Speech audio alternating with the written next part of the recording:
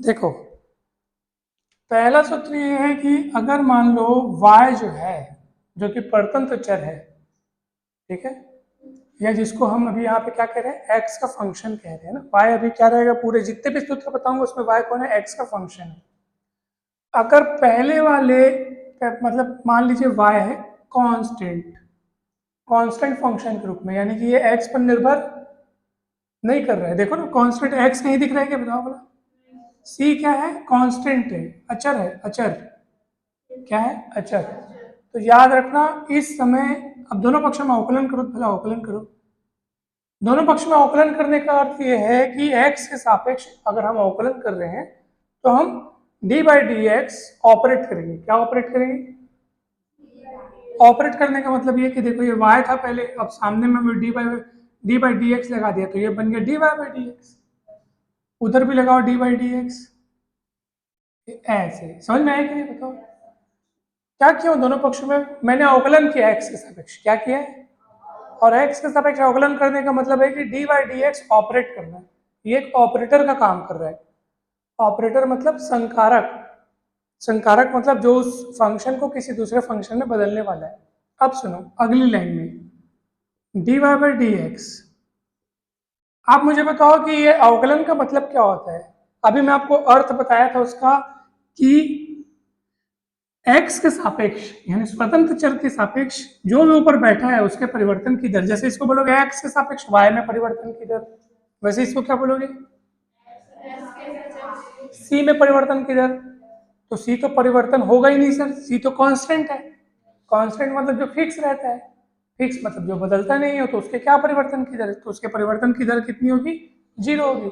तो कुल मिला के आपको क्या समझना है कि अगर y कांस्टेंट है तो उसका अवकलन 0 होगा, ऐसे आपको समझना है।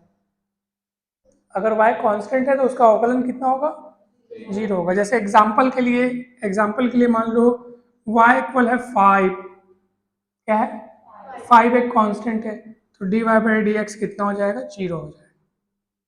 समझ में आया? कुछ भी कांस्टेंट अगर रहा, y इक्वल मान लो है पाई, क्या है, पाई भी कांस्टेंट है, तो D Y by D X कितना हो जाएगा, 0 हो जाएगा। कांस्टेंट का अवकलन कितना होता है, 0 होता है, याद रखना। ठीक है, ये पहला बात हुआ। दूसरी बात, दूसरा सूत्र ये है कि अगर y किस तरीके का फंक्शन हो, कांस्टेंट तो हो लेकिन साथ में कोई x का फंक्शन हो, साथ में कोई किसका फंक्शन,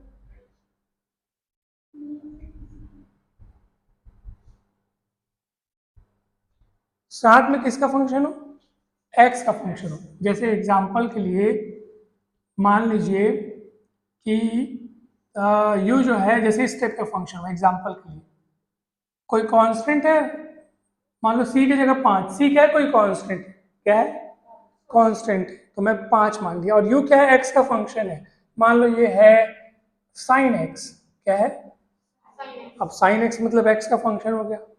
या मान लो ऐसा रहता 4, c की जगह मान लो कांस्टेंट है 4, और u जो x का फलन है, x का फलन मान लो x की घात में 10। एक बात की बात, x का फलन बोलने का मतलब उसमें x दिखना चाहिए, तो देख इस x दिख रहा है ना, यहाँ x दिख रहा है। तो अब क्या करोगे, अब क्या होगा बताऊं, अब दोनों और x के सापेक्ष अवकलन करो, क्या होगा, दोनों और x के सापेक्ष अवकलन करो, क्या होगा बताओ।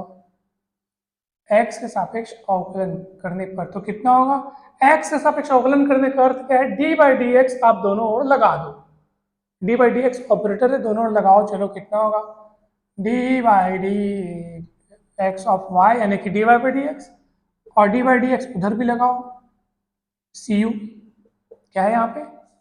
अब तुम लोग ये मत सोचना सर अभी तो आप बताया कि कांस्टेंट का अवकलन 0 होता है करके, अभी तो आप क्या बताया, कांस्टेंट का अवकलन, और कांस्टेंट यहाँ पे भी है सर, तो उसका अवकलन भी आप 0 कर दीजिए। अगर आप ऐसा बोलोगे तो ये सही नहीं है, पूछो क्यों। कांस्टेंट के साथ कुछ ऐसी भी चीज गुणे में है, कांस्टेंट के साथ कुछ ऐसी भी चीज गुणे में है जो कि x की फलन है।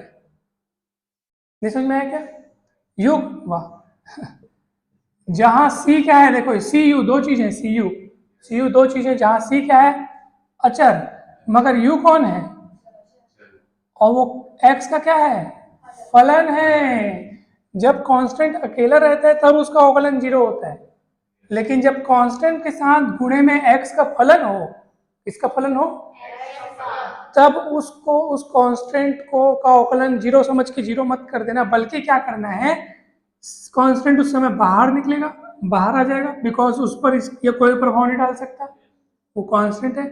और बच गया कौन अंदर, u बच, ये c बाहर आ गया और अंदर कौन बच गया, u बच गया। तो u का अवकलन होगा।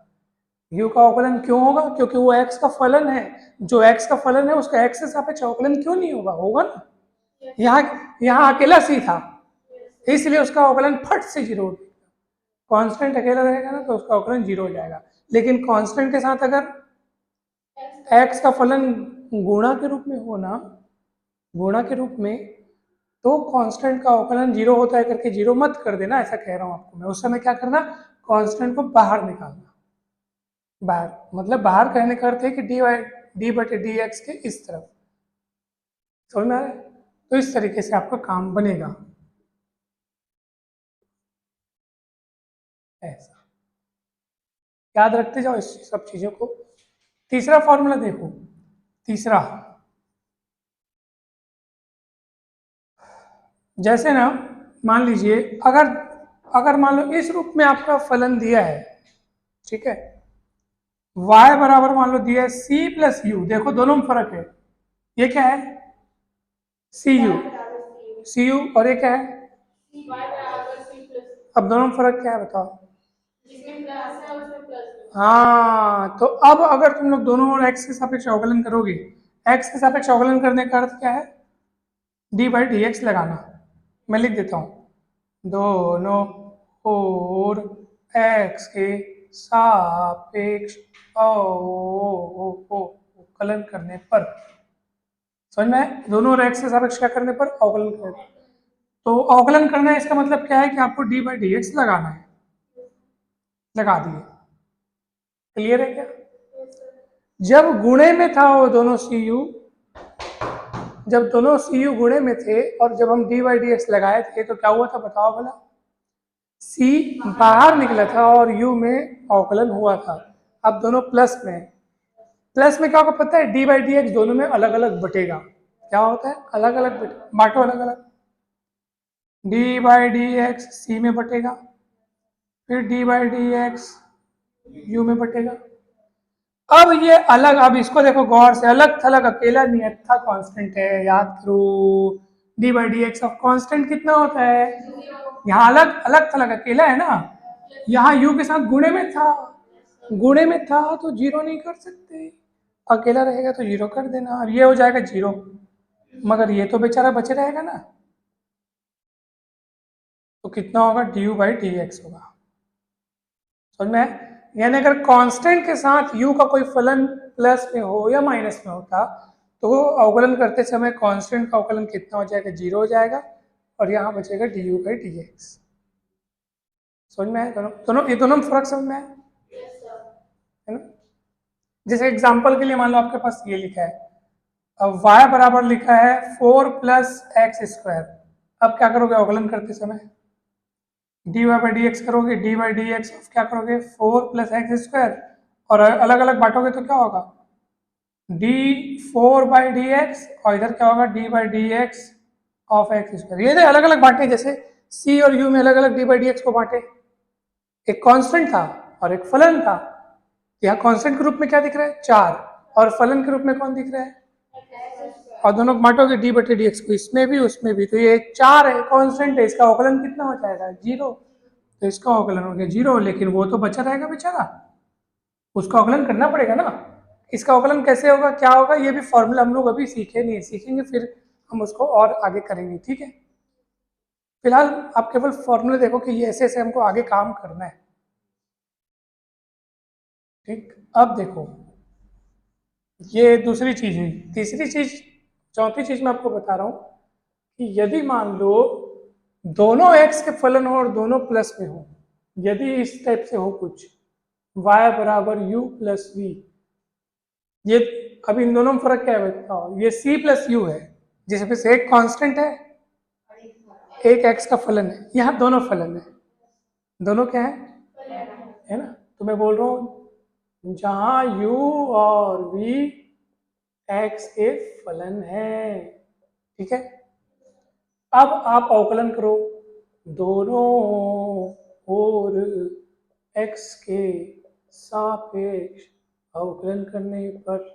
चलो करो तो, दोनों ओर x के सापेक्ष अवकलन करो, कितना होगा dy बाई dx। अवकलन करने का अर्थ यह है कि सामने में क्या लगाना है आपको, d बाई डी एक्स लगाना है। y तो h, y तो h पहले से, D by D X of U plus V. समझ में आया कि नहीं है। अब क्या होगा सर, कुछ नहीं होगा सर, बांट देना है दोनों को, बांट दो D U by D X D V by D X. समझ में आया कि नहीं बताओ।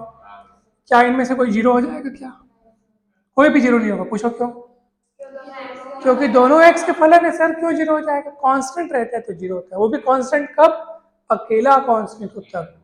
अगर वो कांस्टेंट फलन के साथ गुणे के रूप में हो तो क्या होता है, वो बाहर निकलता है और फलन का अवकलन होता है।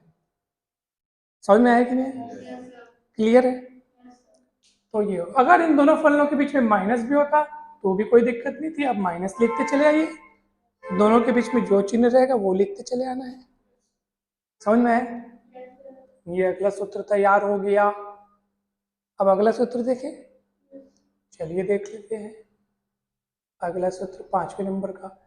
यदि y बराबर u, पहले तो दोनों के बीच में प्लस माइनस था, प्लस माइनस रहता तो डी बाई डी एक्स चुपचाप बेचारा क्या हो गया, बट गया। अब मान लो u इंटू वी है, u इंटू वी है, यानी x के दो फलन और दोनों आपस में गुणे में है। इसमें क्या थे, दोनों आपस में जुड़े थे या घटे थे, प्लस या माइनस में थे, तो जुड़े थे या फिर घटे थे।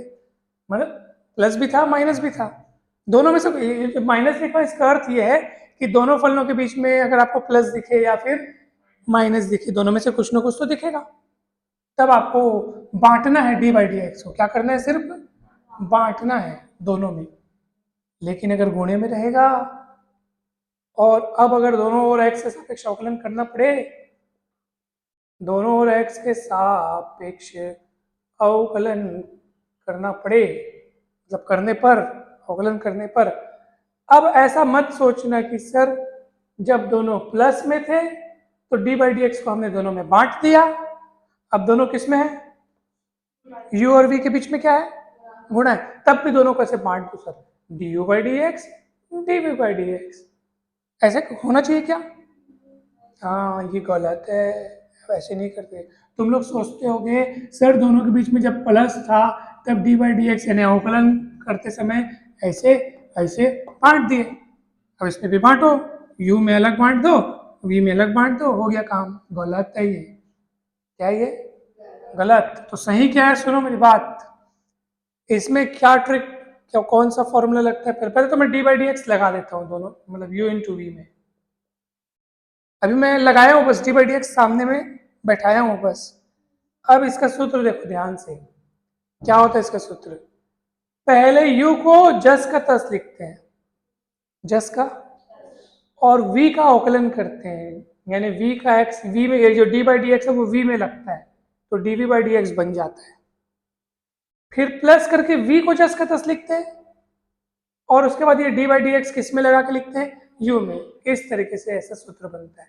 तो हम पढ़ते हैं कि अगर x के दो फलनों के बीच में गुणे का चिन्ह हो, गुणा हो, तो उसका सूत्र कैसे बनता है, पहला फलन दूसरे का अवकलन प्लस दूसरा फलन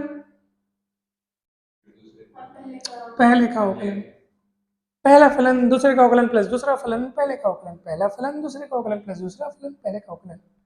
यानी एक ठोक को अवकलन करना है, दूसरे को वैसे ही रख देना है, फिर दूसरे का, फिर वो दूसरे वाले का अवकलन कर देना, पहले वाले को वैसे ही रख देना। चाहे किसी को भी पहला दूसरा मानो चलेगा, चाहे किसी को भी इसमें से जिसको भी पहला दूसरा मानने की इच्छा हो मान लेना, कोई दिक्कत नहीं है।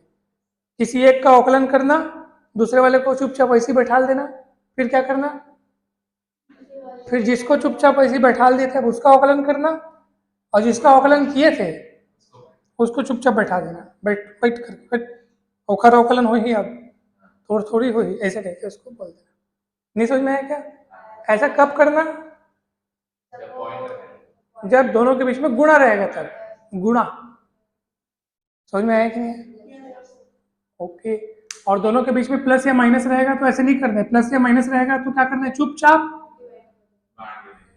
डिवाइड, मतलब अब भाग देने वाला नहीं, बांटना मतलब डिस्ट्रीब्यूट करना।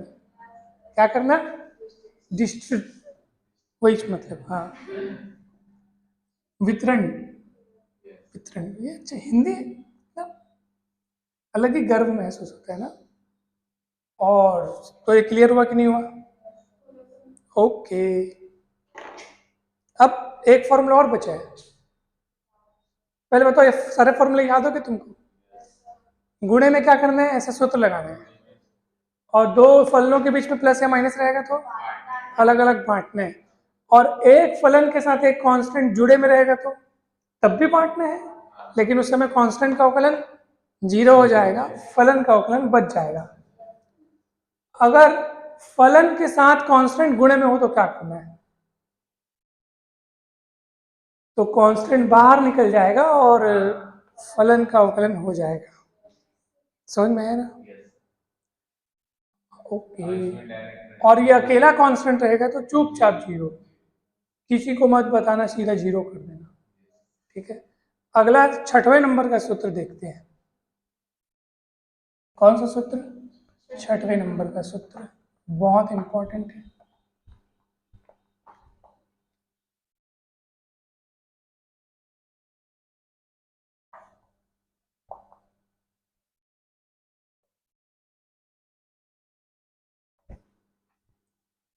चलिए भाई, अब देखो, अगर मान लीजिए y इस रूप में है,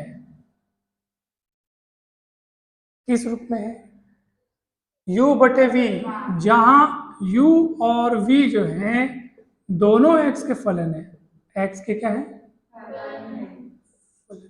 x के फलन है। अब क्या करोगे? वहां दोनों किस में थे? गुणे में थे। किस में थे? और यहाँ दोनों किस में है? भाग में है। तो गुणे वाला सूत्र तो आपको पता चल गया, पहला फलन दूसरे का अवकलन, दूसरा फलन पहले का, पहला फलन दूसरे का अवकलन, दूसरा फलन, करोगे। लेकिन अब दोनों जब भाग में रहेंगे तब क्या करना है? पहले तो मैं लिखता हूं, दोनों और x के सापेक्ष अवकलन करने पर, अवकलन करने पर, चलिए अवकलन करने का अर्थ क्या है बताओ? सामने में D by D x operate करना, डी बाई डी एक्स लगाना, ये है। समझ में आया कि नहीं? अभी मैंने कुछ किया नहीं है, सिर्फ क्या लगाया सामने में, D by D x operate किया हुआ लगाया हुआ है। अब इसका सूत्र सुनो सर ध्यान से, इसका सूत्र थोड़ा सा ज्यादा सरल है। ठीक है, चलिए आपको ऐसे बड़ा वाला बट्टा लगाना है, बटा। उसके बाद ना u और v ये किस में है? अंश में है। किस में है? और ये किस में है? अंश। पता नहीं, ऊपर वाले को अंश बोलते हैं और नीचे वाले क्या बोलते हैं? और न्यूमरेटर और डिनोमिनेटर। तो अब क्या करना है पता है? ये जो बड़ा वाला बटा लगाया हुआ ना, उसके नीचे में ये इसके हर का वर्ग लिखना है। क्या लिखना है? हर का वर्ग। हर में कौन है? v, तो v का वर्ग। फिर ऊपर क्या लिखना पता है? ऊपर क्या लिखना है? पहले हर लिखना है यानी v लिखना है, फिर अंश का अवकलन करना है यानी D U by D x करना है। अवकलन करने का अर्थ है कि जैसे u का अवकलन करें मतलब u के सामने d बाई डी एक्स लगाना है, तो v into D U by D X minus करना है, फिर u को लिखना है, फिर लिखना है आपके पास D V by D X. ये फॉर्मूला तैयार हुआ। आप इसको ऐसा भी समझ सकते हो, हर का वर्ग, इसका वर्ग, फिर ऊपर में आएगा हर इंटू अंश का अवकलन यानी अंश के सामने डी बाई डी एक्स लगाना है, माइनस फिर अंश एज इट इज रहेगा और हर का अवकलन रहेगा। समझ में आया कि नहीं?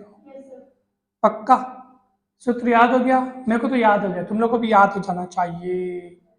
हाँ, काम आएगा ना सूत्र, एकदम काम आएगा ये। नीचे क्या आएगा? हर का वर्ग यानी v का स्क्वायर, ऊपर क्या आएगा? v into D U by D X minus U into D Y by D X, मतलब u into D V by D X, ऐसे लास्ट में ना। नीचे में क्या आएगा वी स्क्वायर, और वी स्क्वायर मतलब कौन है v, जो u बटे v वाला v, यानी हर वाला, हर बोले, यानी जो नीचे में लिखा है ना उसी को नीचे लिखना है, और ऊपर क्या करना है v into D U by D X minus u into D V by D X. पहले हर आएगा, हर इंटू अंश का अवकलन माइनस अंश इंटू हर का अवकलन, और नीचे में हर का वर्ग। ऐसे आपको याद करना है इसको सूत्र। कब ये सूत्र लगाओगे बेटा, जब u और v किस में होंगे, भाग में होंगे। क्लियर है क्या, कोई डाउट है क्या?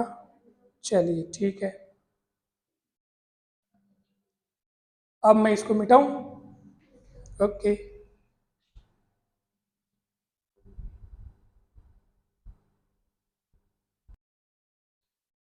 अब देखिए, अब हम कुछ बहुत ही सरल फलनों के शुरुआत हम करते हैं, सरल फलनों से, फिर जाते जाएंगे जटिल फलनों में। अवकलन का सूत्र देखते हैं, यानी कि विभिन्न फलनों के अवकल गुणांक का सूत्र क्या होता है वो अभी हम देखेंगे। उनका इस्तेमाल हम बड़े बड़े प्रश्नों को बनाने में करेंगे। सबसे पहला सूत्र है कि अगर y बराबर, नहीं डायरेक्ट मैं सूत्र लिखता हूं, इस तरीके से लिखता हूं, D by D X of x की घात n, D by D X of, हाँ यानी x की घात n का x के सापेक्ष अवकलन, तो इसका सूत्र याद रखना N X N minus one, यानी जो x की घात में लगा है वो सामने आ जाएगा और x की घात में एक कम हो जाएगा। एग्जाम्पल के लिए जैसे मान लीजिए, पहले देख लो, x की घात 5 है, मान लो क्या है, तो इस सूत्र लगाओगे तो क्या हो जाता है, n की जगह आपको 5 दिख रहा है, n की जगह क्या दिख रहा है आपको 5 दिख रहा है। तो ये अब देखो ना क्या हुआ यहाँ पे, x की घात n का अवकलन का सूत्र क्या है, n जो दिख रहा है वो सामने आया वो दिख रहा है, और ऊपर में n माइनस मतलब एक कम हुआ है। तो यहाँ क्या हो गया बताओ, तो बोला 5 सामने आ जाएगा और 5 माइनस वन, यानी 5x की घात 4 हो जाएगा, आंसर आ गया। समझ में आ गया? तो कोई पूछेगा ना x की घात 5 का अवकलन, तो यदि यही वाला सूत्र में रख के बता देना, हो नहीं तो और क्या। और देखो जैसे d बाई डी एक्स आपको पूछेगा, d by D X of x की घात 10, यानी x की घात 10 का अवकलन पूछेगा, तो कितना बताओगे, बताओ तो बोलो, डायरेक्ट कर दिया, 10 माइनस वन मतलब 9। सीधी सी बात कि जितना लिखा है ना वो सामने आएगा और ऊपर एक कम कर देना। क्या कर देना, एक कम कर देना। क्लियर है? चलो बताओ तो बोला इसको क्या करोगे,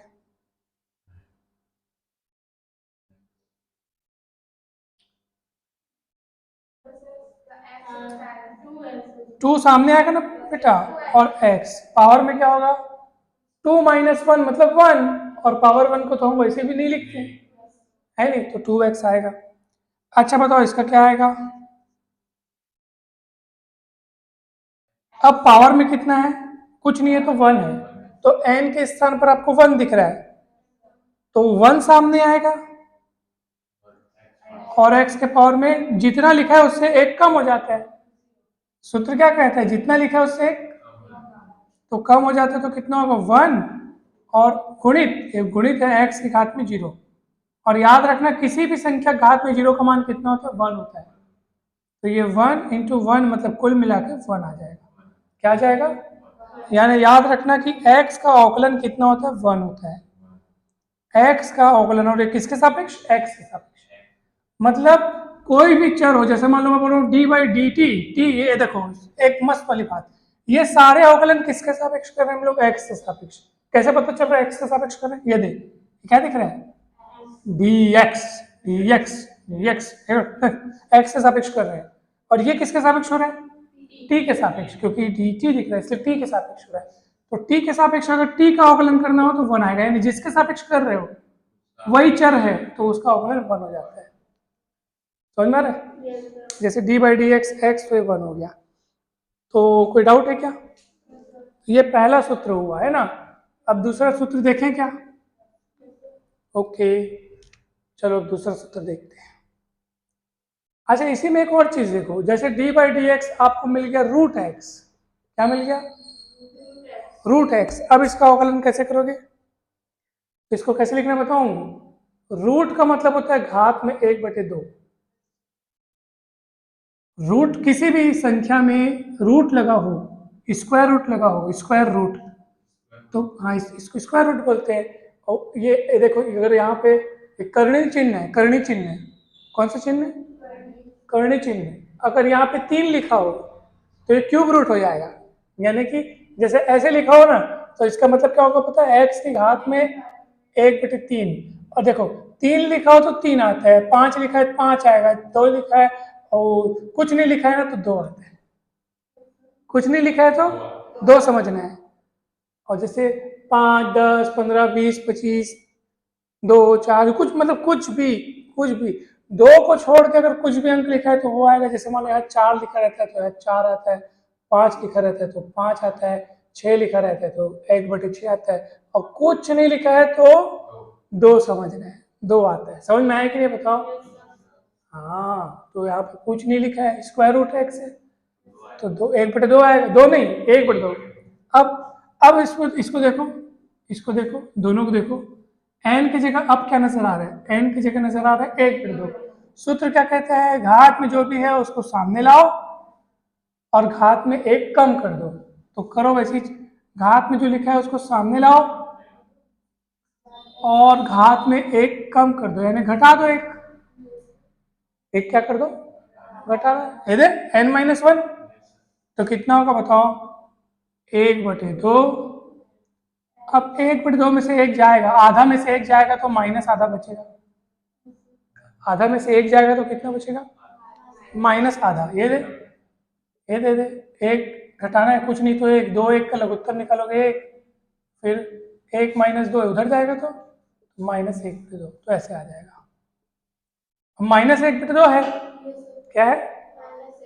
घात में माइनस है, उसको प्लस बनाना है तो क्या करना पड़ेगा? नीचे उतारना पड़ेगा। चल जी, नीचे आ, घात में माइनस है ना, नीचे आना पड़ेगा तब प्लस बनेगा। समझ में? ऐसे। और x की घात 1/2 और एक घात में 1/2 का मतलब रूट होता है। क्या होता है? तो अब आपका सूत्र बन गया कि रूट एक्स का अवकलन करोगे तो उसका आंसर होगा 1/2 रूट एक्स। क्या होगा? हाँ, d/dx ऑफ रूट एक्स का फॉर्मूला तैयार हो गया 1/2 रूट एक्स। याद रखियो इस बात को हमेशा हमेशा। कैसे याद रखना है? हमेशा हमेशा। आगे बढ़े।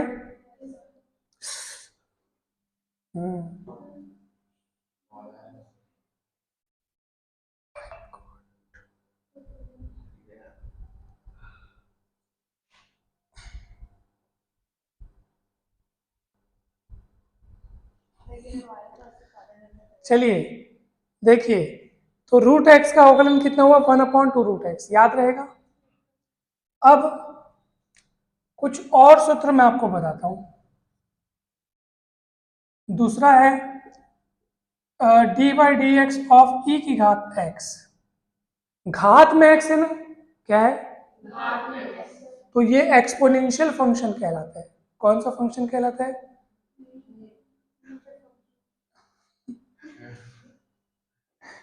चर घातांकी फलन। ठीक है, क्या कहलाता है? चर घातांकी फलन। चर अर्थ, यहाँ चर कौन है? x है, और वो कहाँ है? हाँ, इसलिए इसको चर घातांकी फलन कहते हैं। अब बोलोगे ये चर घातांकी फलन है क्या? ये थोड़ी चर घातांकी फलन है, यहाँ घात में चर थोड़ी है, चर नीचे बैठा है, घात में तो संख्या है। घात में कौन है? चर घातांकी फलन नहीं है, ये चर घातांकी, जिसमें x घात में है। x ही तो चर है और वो चर घात में है, इसलिए चर घातांकी फलन हो गया, एक्सपोनेंशियल फंक्शन। समझ में है कि नहीं? तो e की घात x है, उसका अवकलन e की घात x ही होता है। याद रखिए, क्या होता है? e की घात x होता है, आपको याद रखना है। e एक नियतांक है, एक अपरिमेय संख्या है, जिसका मान कितना होता है पता है आपको? 2.71828184। ये e का मान है, जो कि 2.5 और 3 के बीच होता है, और मतलब एक गणित का एक महत्वपूर्ण हिस्सा है। ये अपरिमेय संख्या होती है, इसकी सीरीज भी बनती है e की घात x का, फिर मतलब मैथ्स का एक बहुत बड़ा हिस्सा है ये। सो हम गणित में इसको अच्छे से पढ़ेंगे। फिलहाल आप e की घात x का अवकलन e की घात x जानिए, और अब आगे बढ़ते हैं। ये दूसरा सूत्र आपका तैयार हो गया। तीसरा सूत्र है D by D X of log E x. क्या है? लॉग ई एक्स, यानी बेस पे ई है वो लॉग एक्स, और मैं ऐसे पढ़ देता हूँ लॉग ई एक्स, बेस पे ई है और ये लॉग एक्स है, इसका अवकलन होगा 1/x। हाँ 1। सूत्र आपको याद रखना, ये सूत्र बताते जा रहा हूँ मैं। जैसे इसका सूत्र पता है ना, x की घात n का क्या होता है? n x n minus 1। e की घात x का अवकलन ई एक्स, लॉग x का अवकलन 1/x। एक कल सूत्र आपको याद करके आना है, D by D X of sine x, यानी साइन एक्स का एक्स के सापेक्ष अवकलन कॉस एक्स, कॉस एक्स का एक्स के सापेक्ष अवकलन माइनस साइन एक्स। मतलब मैं आपको ना कल पूछूंगा, कल मैं बताऊं मैं कैसे पूछूंगा, चल बेटा साइन एक्स का अवकलन बता, तो आपको बताना पड़ेगा सर साइन एक्स का अवकलन कॉस एक्स होता है। मैं पूछूंगा चल बेटा कॉस एक्स का अवकलन बता, माइनस साइन एक्स। चल बेटा लॉग एक्स का अवकलन बताइए, तो आपको बताना पड़ेगा 1/x। ई की घात x का अवकलन बताओ, ई की घात x का अवकलन बताओ। हाँ वही होता है। तो मैं आपसे ये पूछूंगा, आपको बताना पड़ेगा कल, इसलिए सूत्र आपको याद करके आना है, ठीक है। मैं पूछूंगा log x का अवकलन, तो आप 1/x बताना है ना, ऐसे। मैं इधर का पूछूंगा, आपको ये वाला बताना है। चलिए छठवां नंबर का, ठीक है। मैं पूछूंगा बेटा tan x का अवकलन बताओ, तो जिसका अवकलन लिखना होता है उसके सामने d बाई डी एक्स लगाते हैं, उसका अवकलन हो जाएगा sec स्क्वायर x। क्या हो जाएगा? sec square x। d by D X of cot x तो हो जाएगा minus cosec square x, minus cosec square x। d by D X of sec x, तो इसका होता है सूत्र sec x tan x। क्या होता है? और d by D X of cosec x, तो इसका होता है minus cosec x cot x, minus cosec x into cot x। समझ में आया कि नहीं बताओ? d by D X of a की घात x, जहाँ a कोई कांस्टेंट है, तो इसका कितना होता है बताऊं? a की घात x log e a। अगर e की घात x हो तो e की घात x होगा, e के जगह e के बजाय अगर कोई दूसरा हो तो a की घात x होगा, और log बेस पे e आएगा और सामने a आएगा, log a बेस पे e, ऐसा आप पढ़ते हैं। समझ में आएगा? ये सूत्र हो गया। अगला और सूत्र में आपको, और बहुत सारे सूत्र हैं। असल में क्या है, अभी हम लोग कक्षा 11वीं में, अब 11वीं के हिसाब से अभी हम शुरुआत कर रहे हैं अवकलन की। अवकलन का बेसिक कंसेप्ट इसके पहले देखे हम लोग पहले वाले लेक्चर में, ये अवकलन का अर्थ क्या होता है, अवकल गुणांक क्या होता है, फिर अवकलन के सूत्र कैसे तैयार होते हैं, फिर ये कुछ बहुत सारे फलन हैं। तो अभी सरल फलन, सिंपलेस्ट देख रहे हैं एकदम बेसिक। जैसे आप कक्षा 12वीं में जाएंगे ना, गणित में बहुत सारे जटिल फलन, बहुत सारे फलनों के अवकलन आपको पढ़ने को मिलेंगे गणित विषय में, ठीक है। तो फिलहाल आप चलो आज इतने ही को देखते हैं। आज इतने सूत्रों को आप देखिए ध्यान से, और कल घर से याद करके आइएगा। मैं आपको बोलूंगा x की घात n का अवकलन, तो आपको बताना पड़ेगा nx n माइनस 1। मैं बोलूंगा tan x का अवकलन बताओ, तो तुम फट से बता देना sec स्क्वायर x। मैं बोलूंगा कोसेक x का अवकलन बताओ, तो तुम बताना minus cosec x cot x। समझ में आया? इतना ही तुमको करना है बस। तो ये सूत्र याद रहेंगे कल के डेट में, ओके। तो कल के दिनांक में, कल की तारीख में आपको ये पूरा सूत्र याद हो जाना चाहिए, और फिर कल हम बहुत सारे प्रश्नों को पढ़ेंगे, प्रश्न बनाएंगे अवकलन से रिलेटेड, ठीक है।